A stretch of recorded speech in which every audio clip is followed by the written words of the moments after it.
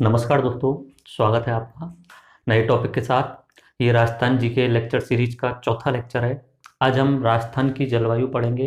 राजस्थान की जलवायु पढ़ने से पहले जलवायु का मतलब समझेंगे। जलवायु और मौसम में क्या अंतर होता है, पूरे विश्व को जलवायु के हिसाब से नॉर्मली कितने भागों में बांट सकते हैं, और उसके बाद हम राजस्थान की जलवायु के बारे में पढ़ेंगे और राजस्थान को जलवायु की दृष्टि से कितने अलग अलग भागों में बांटा गया है। हम मैप बनाएंगे राजस्थान का, और अंत में हम राजस्थान के जो प्रमुख विशेषता हैं कुछ जिलों की, उन जिलों की विशेषताओं के बारे में देख लेंगे। तो सबसे पहले हम शुरू करते हैं जलवायु शब्द से। जलवायु दो शब्दों से मिलकर लग रहा है आपको, जल और वायु। यहाँ देख लीजिए आप, जलवायु, जल प्लस वायु। अगर आसान भाषा में बोलें तो किसी भी स्थान की जल और वायु दोनों का मिक्स रूप से अध्ययन करना जलवायु कहलाता है। यानी जल का मतलब वहाँ पे कितना जल मिलेगा, वहाँ पे कितनी बारिश होती है, वहाँ पे नमी है या नहीं, ये होता है जल। और वायु, वायु जो है वहाँ की वायु की मात्रा कितनी होती है, वायु गर्म होती है या वायु ठंडी होती है, तो ये होता है जलवायु। ये मैंने बहुत आसान तरीके से बता दिया। जल और वायु दोनों के बारे में अध्ययन करना जलवायु कहलाता है। ये एक स्पेशल स्थान के बारे में, एक छोटे से स्थान के बारे में अध्ययन किया जाता है। अगर परिभाषा देखें किताबों के अनुसार से, तो जलवायु की परिभाषा है किसी स्थान पर लंबी अवधि, ये याद रखना, लंबी अवधि के दौरान विभिन्न समयों पे विभिन्न मौसमों की औसत अवस्था को जलवायु कहते हैं। तो पहले हम जलवायु और मौसम में अंतर देख लेते हैं। जलवायु एक लंबे पीरियड का होता है और उसका औसत निकाला जाता है, और मौसम जो होता है वो छोटे छोटे पीरियड का होता है। यानी मौसम पल दर पल बदलता रहता है। गाना सुना होगा बॉलीवुड वाला, बदल ना जाना मौसम की तरह। तो मौसम जो होता है हर सेकंड हर पल बदलता रहता है। अभी टेम्परेचर कम है, थोड़ी देर बाद हो सकता है टेम्परेचर ज़्यादा हो जाए, उसके बाद में हो सकता है बारिश भी हो जाए। तो हर सेकंड में जो तापमान में और बारिश में जो अंतर आता है उसे बोलते हैं मौसम। लेकिन एक लंबी अवधि ले लें, अगर 10 साल का ले लें, तो उस मौसमों का अगर औसत किया जाए, यानी मौसम जितने भी परिवर्तित हुए हैं उनका औसत किया जाए, तो उसे बोला जाता है जलवायु। तो जलवायु हमेशा लंबी अवधि का होता है। परिभाषा में यहाँ पे लिखा हुआ है, लंबी अवधि के लिए विभिन्न समयों पे विभिन्न मौसमों की औसत अवस्था को जलवायु कहते हैं। तो आपकी समझ में जलवायु और मौसम में अंतर आ गया होगा। मौसम छोटे समय के लिए होता है और जलवायु बड़े समय के लिए होती है, यानी बहुत लंबा पीरियड होता है, लंबी समय अवधि होती है।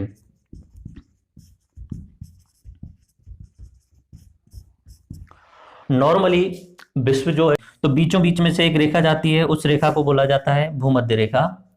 भूमध्य रेखा को 0 डिग्री अक्षांश भी बोला जाता है। 0 डिग्री अक्षांश के ऊपर 90 डिग्री उत्तरी अक्षांश है, 1 2 3 ऐसे करते हुए 90 डिग्री उत्तरी अक्षांश है। ऐसे ही नीचे की साइड दक्षिणी अक्षांश है, 90 डिग्री दक्षिणी अक्षांश है। यानी कि ऊपर की साइड में जाएंगे तो उत्तरी अक्षांश और नीचे की साइड में जाएंगे तो दक्षिणी अक्षांश। ऐसे ही एक जो इंपॉर्टेंट रेखा है वो 23.5 डिग्री उत्तरी अक्षांश, और दूसरी इंपॉर्टेंट रेखा है 23.5 डिग्री दक्षिणी अक्षांश। उत्तरी अक्षांश वाली रेखा को बोला जाता है कर्क रेखा, और दक्षिणी अक्षांश वाली रेखा को बोला जाता है मकर रेखा। 23.5 डिग्री इसलिए मानी गई है क्योंकि पृथ्वी जो है वो अपने एक्सिस पे 23.5 डिग्री झुकी हुई है, यानी टिल्टेड है। मेरे पास ग्लोब है, उसमें मैं आपको बता सकता हूं। नॉर्मली जो हम इस तरीके से पढ़ते हैं, इस तरीके से विश्व का नक्शा, इस तरीके से थोड़ा सा तिरछा किया हुआ है मैंने, इस तरीके से मैप बनाते हैं हम। लेकिन ओरिजिनली में पृथ्वी इस तरीके से है, यानी इस साइड में टिल्टेड है, इस तरीके से तिरछा है 23.5 डिग्री। तो इसलिए 23.5 डिग्री वाली रेखा को बहुत इंपॉर्टेंट माना जाता है। तो सूर्य इधर है, जैसे यहाँ पे सूर्य है, सूर्य की किरणें भूमध्य रेखा पे सीधी पड़ेंगी, बिल्कुल सीधी। जैसे जैसे ऊपर जाएंगे सूर्य की किरणें तिरछी होती जाएंगी। इस तरीके से जैसे जैसे नीचे जाएंगे सूर्य की किरणें तिरछी होती जाएंगी। तो जहां पे सूर्य की किरणें सीधी पड़ती हैं वहां पे तापमान ज्यादा होगा, और तापमान ज्यादा होगा यानी गर्मी, और गर्मी को हम बोलते हैं उष्ण, यानी उष्मा यानी उष्ण। तो 0 डिग्री अक्षांश से लेके 23 डिग्री उत्तरी अक्षांश तक का जो क्षेत्र है उसे बोला जाता है उष्ण कटिबंध। ऐसे ही 0 डिग्री से 23.5 डिग्री दक्षिण अक्षांश वाले को भी उष्ण कटिबंध बोला जाता है, क्योंकि यहाँ पे सूर्य की किरणें यहाँ तक तो सीधी ही पड़ेंगी, थोड़ा थोड़ा तिरछी होने लग जाएंगी लेकिन सीधी ही जैसे पड़ेंगी। लेकिन जैसे जैसे हम नीचे जाएंगे सूर्य की किरणें बहुत ज़्यादा तिरछी होती जाएंगी। नीचे की साइड में यहाँ पे तो बहुत कम पहुंचती हैं, यानी 6 महीने में एक बार, लगातार 6 महीने के लिए जाती हैं, फिर 6 महीने के लिए अंधेरा हो जाता है। तो यहाँ पे बर्फ जमी हुई है और इधर की साइड में भी बर्फ जमी हुई है। इसे उत्तरी ध्रुव बोला जाता है और इसे दक्षिणी ध्रुव बोला जाता है। तो फिर देखते हैं, बीच में से बांट दिया उष्णकटिबंध, उसके बाद में 23.5 डिग्री से 45 डिग्री के क्षेत्र को हम बोलते हैं उप उष्ण या शीतोष्ण। शीतोष्ण, देखो ऊपर की साइड में 45 के बाद में 90 तक सर्दियां ज्यादा होंगी तो उसे बोला जाता है शीत कटिबंध। ऐसे ही नीचे की साइड में 45 से लेकर 90 तक सर्दियां ज्यादा होंगी तो इसलिए बोला जाता है शीत कटिबंध। उष्ण और शीत के बीच में अगर कोई कटिबंध आ रहा है 23.5 से 45 डिग्री वाला, तो उन दोनों को मिला के बोला जा सकता है उसे, इस तरीके से बोल सकते हैं, शीत प्लस उष्ण यानी शीतोष्ण कटिबंध। अब हम बात करते हैं अगर राजस्थान की और भारत की, मैं इस तरीके से यहाँ मिटा रहा हूँ। भारत जो है वो उत्तरी अक्षांश में स्थित है। भारत का जो निम्नतम बिंदु है 8 डिग्री 4 मिनट उत्तरी अक्षांश है, मैं पहले की वीडियोज में बता चुका हूँ। उसके बाद में बात आती है राजस्थान की। राजस्थान जो है उसका जो न्यूनतम बिंदु है वो है 23 डिग्री 03 मिनट रेखा, यानी 23 डिग्री 30 मिनट। तो राजस्थान का छोटा सा हिस्सा उष्ण कटिबंध में आता है, बाकी हिस्सा उपोष्ण कटिबंध या शीतोष्ण कटिबंध, शीत और उष्ण के बीच में, इसलिए शीतोष्ण कटिबंध। तो राजस्थान की जलवायु को बड़े रूप में अगर बोलें तो बोल सकते हैं राजस्थान की जलवायु शीतोष्ण जलवायु है, यानी सर्दी और गर्मी दोनों ही पड़ेंगी यहाँ पे। एक समय ऐसा आएगा जब सर्दियां पड़ेंगी, एक समय ऐसा आएगा जब गर्मियां पड़ेंगी। वो समय भी देख लेते हैं। सूर्य जो है 21 जून को सूर्य की किरणें कर्क रेखा पर सीधी पड़ती हैं, तो उस समय राजस्थान वाले क्षेत्र में गर्मियां पड़ेंगी। और 22 दिसंबर को सूर्य की किरणें मकर रेखा पे सीधी पड़ती हैं। अगर मकर रेखा पे सीधी पड़ रही हैं तो कर्क रेखा पे तिरछी पड़ रही होंगी, तो ऊपर की साइड में जहां तिरछी पड़ेंगी वहां पे सर्दियां होंगी। तो 22 दिसंबर को राजस्थान वाले क्षेत्र में सर्दियां पड़ती हैं। देख लिया है, राजस्थान शीतोष्ण कटिबंध में आएगा, यानी शीत प्लस उष्ण। राजस्थान में गर्मियां भी पड़ेंगी, राजस्थान में सर्दियां भी पड़ेंगी।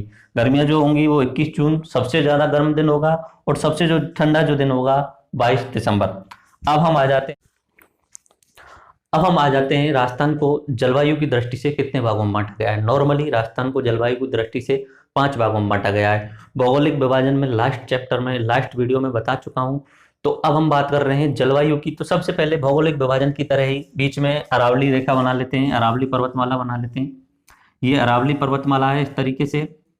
अरावली पर्वतमाला इधर की साइड में बारिश ज्यादा होगी और अरावली पर्वतमाला के पश्चिम में बारिश कम होगी। तो एक तरीके से राजस्थान को अगर बड़े भाग में बांटे तो पूर्वी राजस्थान बताया था, और इधर की साइड में मैंने पश्चिमी राजस्थान बताया था। अब बात कर रहे हैं जलवायु की। तो जलवायु के हिसाब से जो सबसे पहला विभाजन है वो शुष्क जलवायु प्रदेश, यानी कि राजस्थान में इधर वाला जो क्षेत्र है, जैसलमेर जोधपुर बाड़मेर वाला जो क्षेत्र है, इधर की साइड में जो शुष्क जलवायु पाई जाती है, बहुत ही ज्यादा सूखा क्षेत्र है, और वहां पे बारिश जो होती है वो बहुत कम होती है, यानी 0 से 20 सेंटीमीटर के आसपास। बारिश का नापना मैं पहले ही बता चुका हूं आपको लास्ट लेक्चर में, अगर नहीं देखा है तो वो देख लीजिए। तो शुष्क जलवायु प्रदेश की कुछ विशेषताएं, यहाँ का जो क्षेत्र है वो सूखा होगा, बारिश जो होगी 0 से 20 सेंटीमीटर होगी। इस क्षेत्र में तापमान ज्यादा रहता है, बारिश कम होती है, जमीन बंजर है, तो यहाँ पे वनस्पति नहीं होगी, यानी ये जो क्षेत्र है वनस्पति रहित है। पूरे क्षेत्र में रेत ही रेत है, रेतीले क्षेत्र है, तो वहाँ पे पूरा एरिया में रेत भरी आंधियां चलती हैं, और गर्मियों के समय में उन गर्म हवाओं को लू बोला जाता है। रेत भरी आंधियों और गर्म हवाओं को लू बोला जाता है। गंगानगर में सर्वाधिक लू चलती है, ये वाला जो जिला है ऊपर की साइड में गंगानगर, राजस्थान में सर्वाधिक जो लू यानी गर्म हवाएं जो चलती हैं वो गंगानगर जिले में चलती हैं।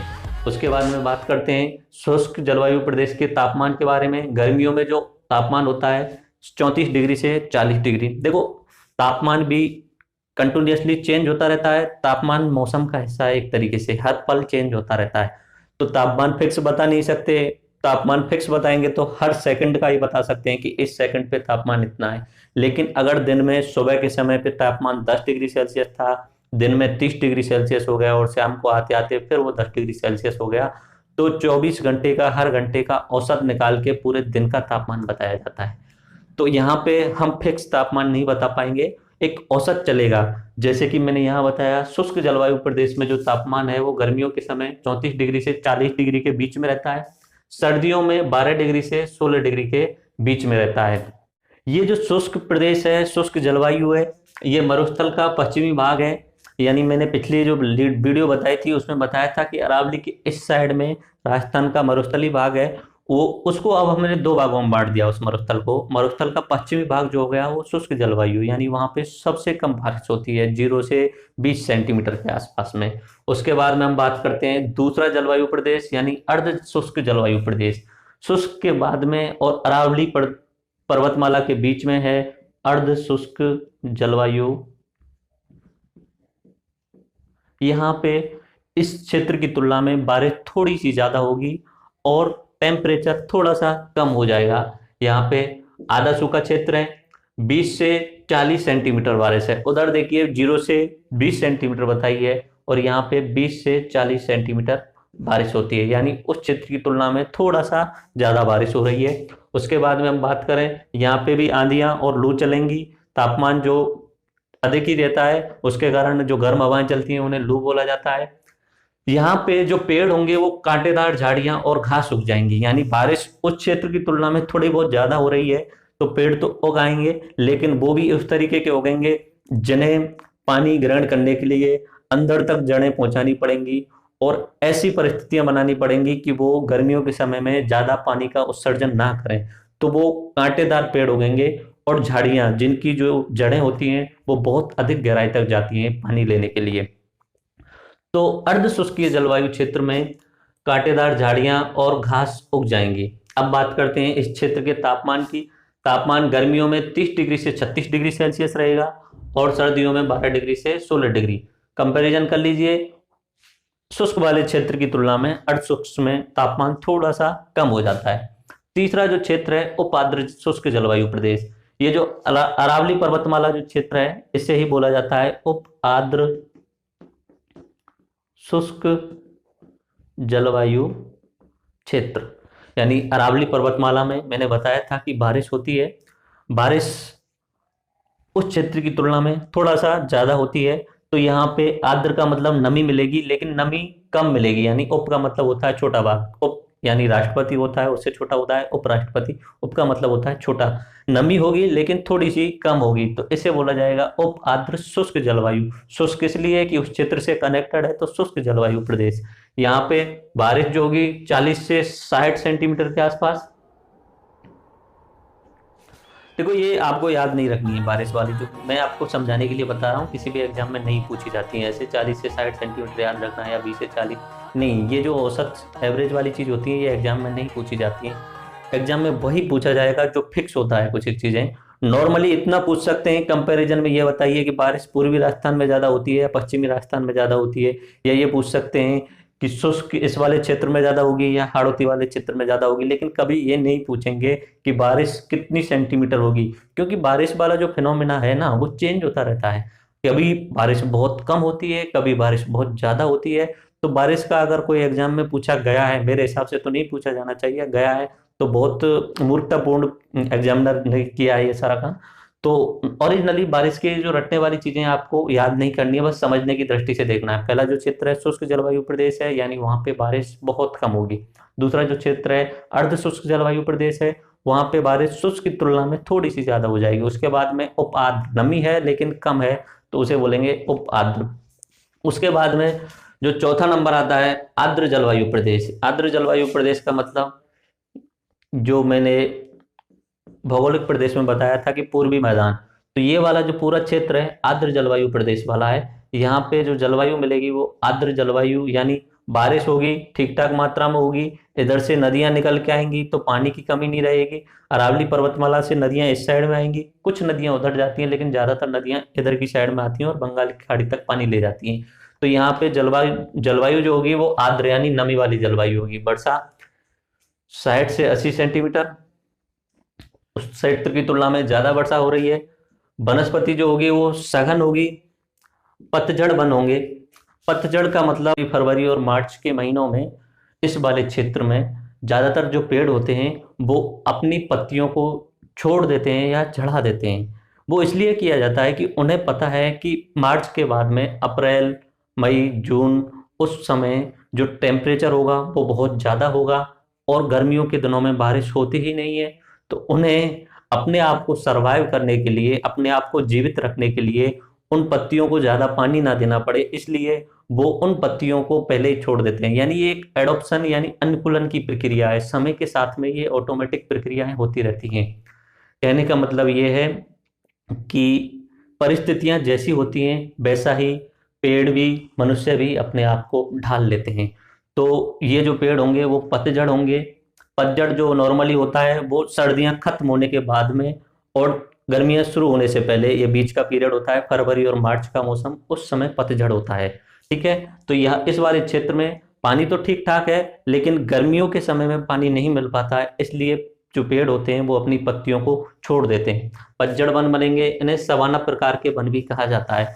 ऐसे जो सवाना प्रकार के वन होते हैं, जो पतझड़ वाला मौसम होता है, उन्हें सवाना प्रकार के वन या फॉरेस्ट कहा जाता है। ठीक है। उसके बाद बात करते हैं अति आर्द्र जलवायु प्रदेश। ये वाला जो जलवायु प्रदेश है इसे अति आर्द्र जलवायु प्रदेश के नाम से जाना जाता है। यहाँ पे बारिश बहुत ज्यादा होगी, यानी 80 से 120 सेंटीमीटर। सबसे ज्यादा बारिश अति आर्द्र जलवायु प्रदेश में। देखो बारिश का क्रम चेंज हो रहा है, उधर की साइड में सबसे कम, फिर थोड़ा सा ज्यादा, उसके बाद में उससे ज्यादा, फिर उससे भी ज्यादा, और अंत में सबसे ज्यादा इस साइड में। तो आप मान सकते हैं इधर की साइड में उत्तर पश्चिम से लेके दक्षिण पूर्व की साइड में बढ़ने पर बारिश की मात्रा बढ़ती जाती है। यहाँ पे जो वन पाए जाएंगे वो सदाबहार वन यानी सदाबहार वनस्पति पाई जाती है। सदाबहार का मतलब पतझड़ से थोड़ा सा अलग होता है। इस क्षेत्र में बताया बारिश ज़्यादा होती है, तो बारिश ज़्यादा होगी तो 12 महीने उन्हें पानी के लिए कमी नहीं रहेगी, तो वो सदाबहार वन रहते हैं। वो पतझड़ नहीं करते, वो पत्तों को नहीं छोड़ते। तो इस वाले क्षेत्र में सदाबहार वन पाए जाएंगे। ऐसे ही सदाबहार वन यहाँ पे भी पाए जाते हैं, वो भी इसी का हिस्सा है। ये वाला क्षेत्र डूंगरपुर बांसवाड़ा वाला, ये भी इस 5वें नंबर वाले क्षेत्र का ही हिस्सा है। तो इस तरीके से हमने जलवायु के जो 5 भाग हैं राजस्थान के वो पढ़ लिए हैं। पहला जो है शुष्क जलवायु प्रदेश, दूसरा है अर्ध शुष्क जलवायु प्रदेश, सबसे कम वर्षा शुष्क जलवायु प्रदेश में, उसके बाद थोड़ी सी ज्यादा अर्ध शुष्क जलवायु प्रदेश में, उसके बाद जो तीसरा आता है वो उप आर्द्र शुष्क जलवायु प्रदेश यानी अरावली पर्वतमाला वाला जो क्षेत्र है। उसके बाद में चौथा आर्द्र जलवायु प्रदेश। यहाँ पे जो वन मिलेंगे, याद रखना है, ये पतझड़ वाले वन मिलेंगे। यहाँ पे जो वन मिलेंगे वो भी पतझड़ वाले हैं, लेकिन जो उनका जो टाइप है वो स्टेपी प्रकार का है। और ये इस वाले क्षेत्र में जो वन मिलते हैं उनका जो प्रकार है वो सवाना प्रकार का है। यहाँ पे विरल वनस्पति होगी, यहाँ पे सघन वनस्पति होगी। यानी विरल का मतलब पेड़ पौधे दूर दूर होंगे, यहाँ पे बारिश ज्यादा है, पेड़ पौधे पास पास में होंगे लेकिन पतझड़ वाले होंगे। यहाँ पे बारिश सबसे ज्यादा है, पेड़ पौधे बहुत ज्यादा सघन भी होंगे और साथ में सदाबहार भी होंगे। शीतकालीन बारिश होती है राजस्थान में, उसे मावट कहा जाता है। अब चलो ये फिनोमेना चल रहा है, तो अब मैं आपको बारिश कैसे होती है ये भी बता देता हूँ, बारिश होने की पूरी प्रक्रिया समझा देता हूँ। बारिश की प्रक्रिया को समझने के लिए हम समुद्र की तरफ आ गए हैं। समुद्र पे सूर्य से प्रकाश की किरणें आती हैं जो समुद्र के पानी को गर्म करती हैं, और पानी गर्म होने के बाद भाप बन जाता है। भाप पानी का ही एक गैसीय रूप है।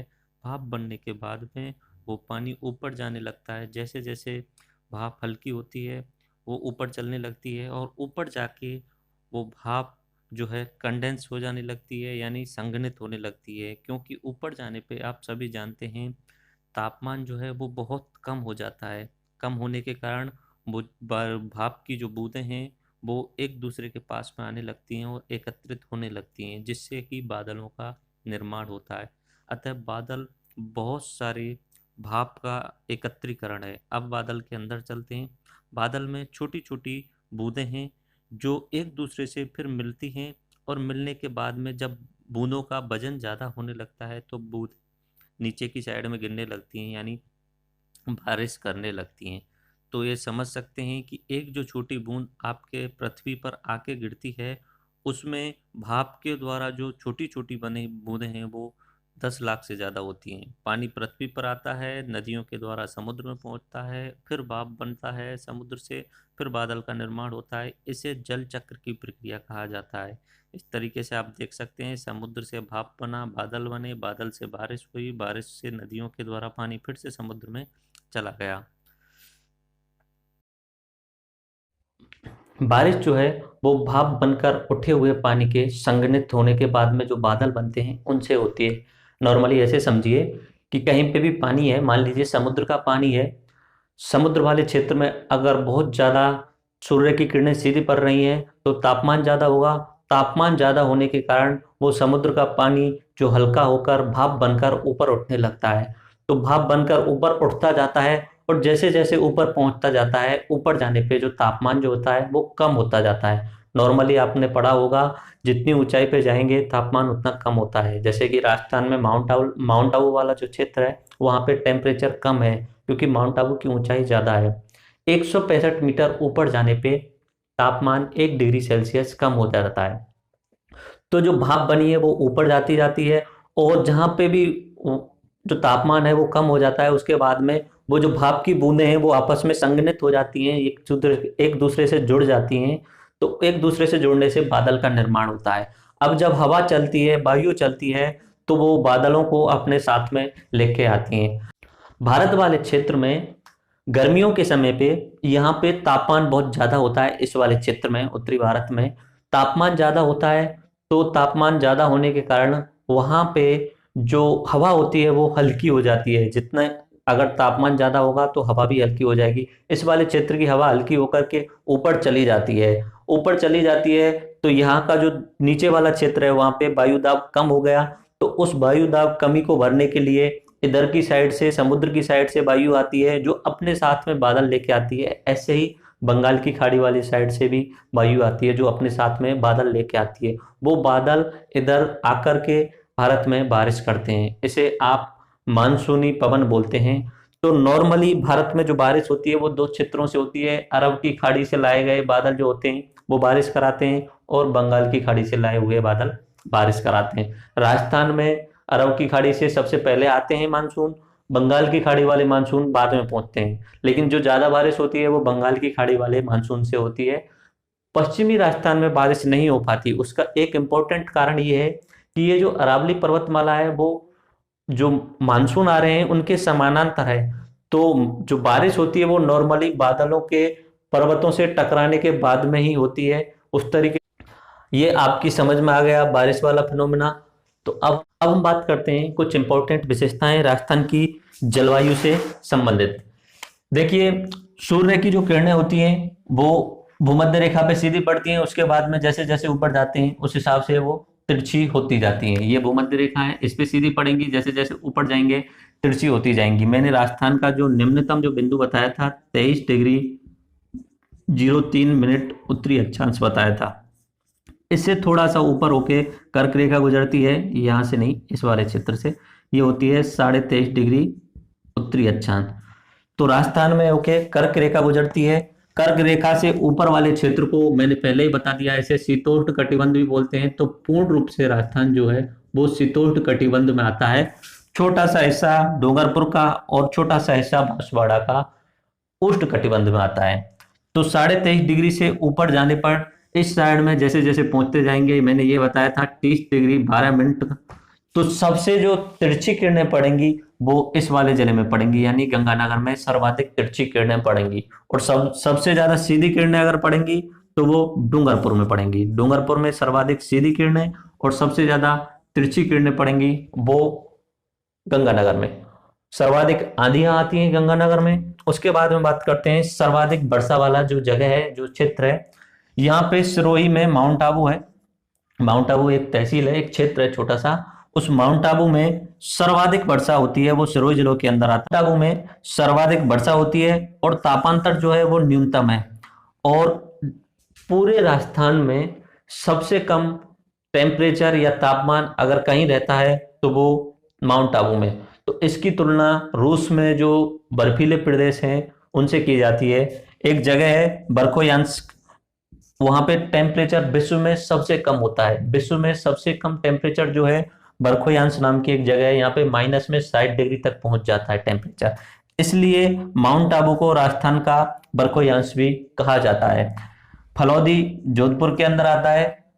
उस जगह पे क्षेत्र है, एक तहसील है, उस जगह पे सर्वाधिक जो शुष्क क्षेत्र है वहां पे बारिश सबसे कम होती है। तो वो जो क्षेत्र है वो सर्वाधिक शुष्क है। सर्वाधिक जो बारिश होती है वो झालावाड़ जिले के अंदर में होती है, इसलिए झालावाड़ में सदाबहार बन पाए जाएंगे। ठीक है, उसके बाद में बात करते हैं कुछ दो जिले ऐसे हैं, एक अजमेर और एक चित्तौड़गढ़, ये वाला, जिनकी सीमा खत्म होने के बाद में दोबारा शुरू होती है। जैसे अजमेर यहाँ पर खत्म हो गया, उसके बाद में ये दो जिले आ जाएंगे, टोंक और पाली। उसके बाद में यहाँ पे दोबारा से अजमेर की सीमा शुरू होती है। ऐसे ही चित्तौड़ की बीच में सीमा समाप्त होने के बाद ये वाला जो क्षेत्र है वो फिर से चित्तौड़ कहा जाता है। तो यहाँ पे रावत बाटा नाम की एक जगह है जिसे राजस्थान की अणु नगरी भी कहा जाता है। वहाँ पे बिजली बनाई जाती है, एटॉमिक पावर बनाई जाती है, उसे अणु नगरी भी कहा जाता है। उसके बाद में बात करते हैं सर्वाधिक जो ओलावृष्टि होगी वो जयपुर में होती है और सर्वाधिक वर्षा जो होती है वो झालावाड़ में होती है। जैसलमेर क्षेत्र में सबसे कम वर्षा होती है। जैसलमेर सबसे शुष्क जिला है और यहाँ पे तापमान में सर्वाधिक विषमता मिलती है।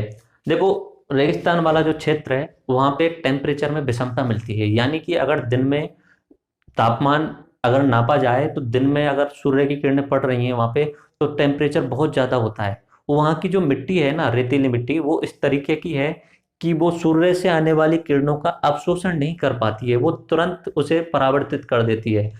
तो जैसे जैसे उस क्षेत्र में सूर्य की किरणें पड़ना शुरू होती हैं उसके तुरंत बाद में वो अवशोषित नहीं करती है, तुरंत आते ही वो उन्हें परावर्तित करने लगती है। तो आसपास का जो एरिया होता है, पूरा एटमॉस्फेयर जो होता है वो गर्म हो जाता है। तो दिन में इस वाले क्षेत्र में, पूरे वाले क्षेत्र में जहाँ पे भी रेतीली मिट्टी मिलेगी, दिन में गर्मी बहुत ज़्यादा पड़ेगी और रात में सर्दी बहुत ज़्यादा पड़ेगी। तो यहाँ पे तापमान में अंतर सर्वाधिक होता है। तापमान में सबसे कम अंतर मैंने बताया है माउंट आबू में, यहाँ पे सबसे कम अंतर होता है तापमान में। ठीक है, तो हमने आज राजस्थान की जलवायु पढ़ ली है। सबसे पहले हमने बात की जलवायु का मतलब क्या है। जल और वायु दो शब्दों से मिलकर बना है। किसी भी स्थान की जल और वायु की स्थिति का अध्ययन करना जलवायु होता है। जलवायु और मौसम दो अलग अलग शब्द बताए थे। मौसम एक छोटे से समय अवधि के लिए होता है और जलवायु बड़ी समय अवधि के लिए होता है। उसके बाद हमने पूरे विश्व को नॉर्मली जलवायु के हिसाब से 3 क्षेत्रों में बांटा, 0 डिग्री से 23.5 डिग्री, 0 डिग्री से 23.5 डिग्री उत्तरी अक्षांश और 0 डिग्री से 23.5 डिग्री दक्षिणी अक्षांश। इस वाले क्षेत्र को हमने बोला था उष्ण। बीच में जो क्षेत्र रहा शीत प्लस उष्ण वाला रहा, तो 23.5 से 45 वाला जो होगा वो शीतोष्ण वाला रहेगा। राजस्थान जो पड़ रहा है 23.5 से लेके 30-12 तक का है, तो नॉर्मली राजस्थान का पूरा जो क्षेत्र आएगा वो शीतोष्ण कटिबंध में आएगा। राजस्थान को जलवायु की दृष्टि से 5 भागों में बांटा। पहला नंबर बताया शुष्क जलवायु वाला, उसके बाद में अर्ध शुष्क जलवायु वाला, उसके बाद में अरावली पर्वत वाला जो क्षेत्र है उसे बता उप आर्द्र जलवायु क्षेत्र। पूर्वी मैदानी वाले भाग को बोला आर्द्र जलवायु क्षेत्र और हाड़ौती का पठार वाला जो क्षेत्र है उसे बोला अति आर्द्र जलवायु क्षेत्र। वहां पे बारिश सर्वाधिक होती है, वनस्पति सदाबहार है। उसके बाद में हमने बारिश कैसे होती है ये भी पढ़ लिया। राजस्थान में बारिश जो होती है नॉर्मली अरब वाली खाड़ी से आने वाले बादलों से और बंगाल की खाड़ी से आने वाले बादलों से होती है। एक समय सर्दियों में भी बारिश होती है। सर्दियों में जो बारिश होती है वो उसे मावठ बोला जाता है। वो जो बारिश होती है सर्दियों के समय, वो बारिश पश्चिम में भूमध्य सागर और कैस्पियन सागर स्थित हैं, यूरोप और अफ्रीका के बीच में। तो उनमें जो बादल उठते हैं उधर से हवाओं के कारण इस क्षेत्र में आते हैं, वो सर्दियों के समय में आते हैं। इस वाली बारिश को पश्चिमी विक्षोभ के कारण भी माना जाता है, क्योंकि पश्चिम दिशा से बादल आ रहे हैं, पश्चिम दिशा से पवनें आ रही हैं। आशा करता हूं आपकी समझ में आ गया होगा। धन्यवाद।